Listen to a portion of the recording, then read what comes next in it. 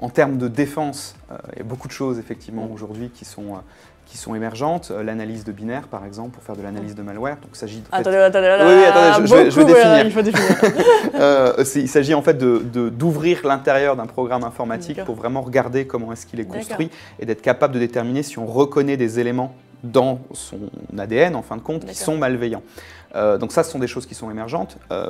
Mathieu, vous parliez du Zero Trust, effectivement, ça c'est un sujet qui aujourd'hui est très important et je dirais dans une phase de démocratisation et je pense la grande tendance des quelques prochaines années.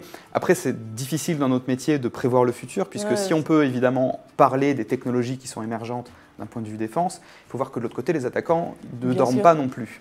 Et donc, on voit des attaques... évolue côte à côte. Voilà, on voit des attaques de plus en plus perfectionnées ou de plus en plus industrialisées.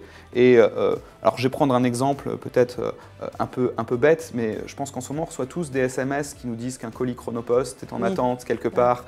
Ça, c'est déjà une cyberattaque. Et je veux dire, cette vague, on voit qu'elle est récente. C'est-à-dire que c'est une vague qui a quelques mois.